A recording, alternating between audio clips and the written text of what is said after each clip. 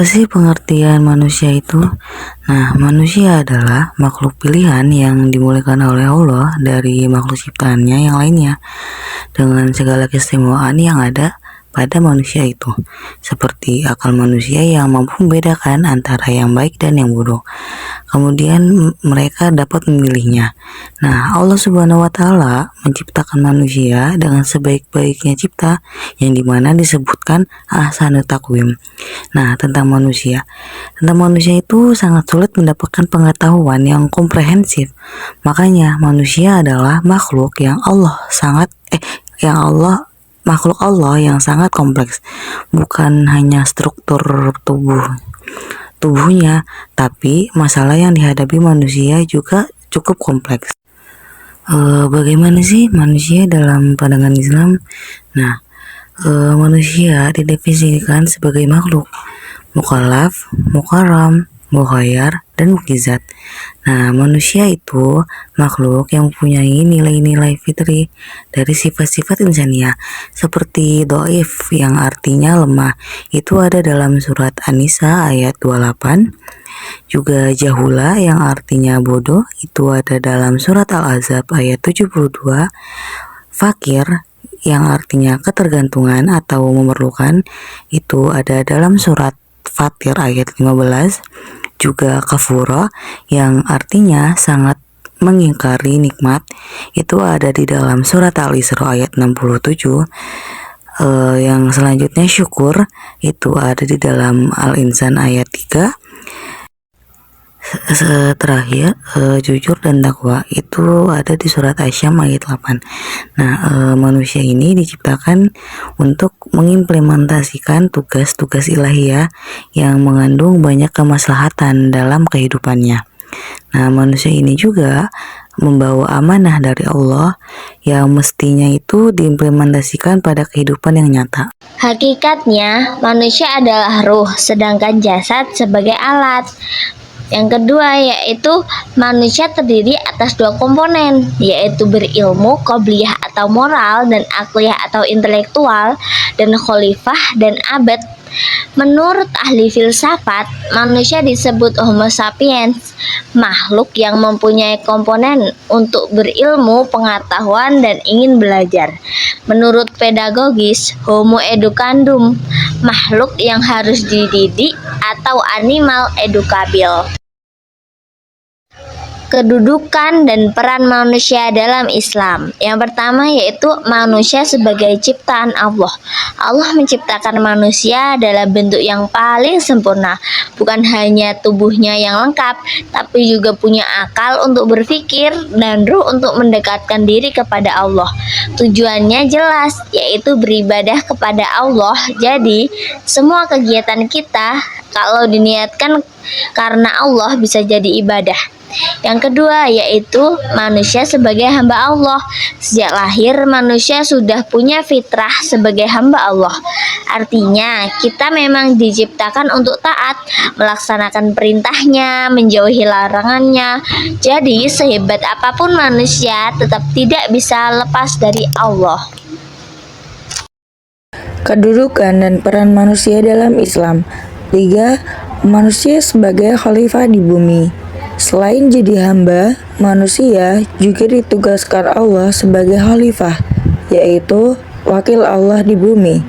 Tugasnya menjaga bumi, memakmurkannya, berlaku adil, dan hidup rukun dengan sesama. Jadi, bukan hanya mikirin diri sendiri, tapi juga harus menjaga alam di lingkungan. Keempat, fitrah manusia dan agama atau tauhid. Setiap manusia sebenarnya lahir dengan fitrah, yaitu agama Islam. Artinya, manusia cenderung untuk mengakui keesaan Allah dan mencari kebenaran. Kalau ada yang menyimpang, biasanya karena pengaruh lingkungan atau keluarga. Kelima, implikasi pendidikan Islam. Supaya fitrah manusia tetap terjaga, perlu pendidikan. Pendidikan Islam mengajarkan kita mengenal Allah, mengenal diri sendiri, dan tujuan hidup. Akhirnya, pendidikan itu membentuk manusia yang sempurna, berilmu, berakhlak baik, dan taat kepada Allah. Begitu juga di dalam Al-Quran yang menyebutkan bahwa manusia itu disebutkan dengan berbagai macam nama. Ada 4 penyebutan manusia yang disebut dalam Al-Quran. Yang pertama ada Al-Bashar, Al-Insan, Anas, lalu yang terakhir ada Bani Adam. Di dalam Al-Bashar terdapat beberapa di dalam surat seperti di surat Al-Kahfi ayat 110, surat Ar-Rum ayat 20, dan surat Al-Mudaththir ayat 29. Kedua Al-Insan di dalam surat Al-Insan ayat 1, Qaf ayat 16, dan surat Atin ayat 4. Anas disebutkan dalam surat Anas ayat 1 dan Al-Hujurat ayat 13. Dan yang terakhir ada Bani Adam, yaitu di surat Al-A'raf ayat 27 dan Al-Isra ayat 70. Mengapa Al-Quran menyebut manusia sebagai Al-Bashar? Karena manusia adalah makhluk yang biologis. Manusia berbeda dengan binatang, di mana manusia itu perlu makan yang baik, halal, dan thayyib.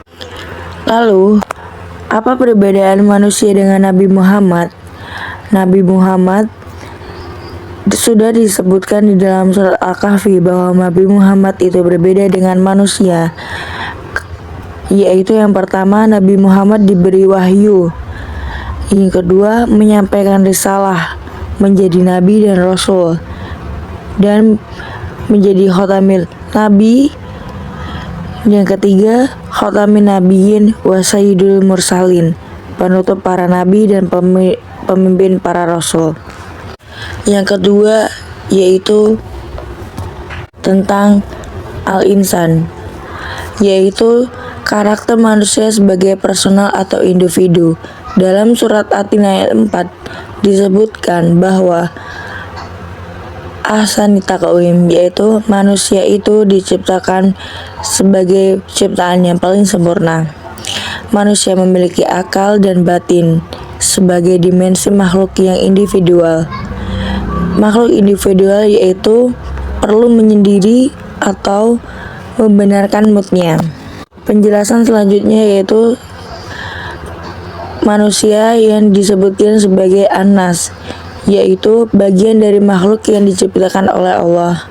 Manusia diciptakan berbangsa-bangsa, bersuku-suku, yang artinya manusia hidup, bersosial, atau membutuhkan orang lain. Ada selanjutnya yaitu manusia yang disebutkan sebagai Bani Adam di dalam Al-Quran. Mengapa disebutkan sebagai Bani Adam?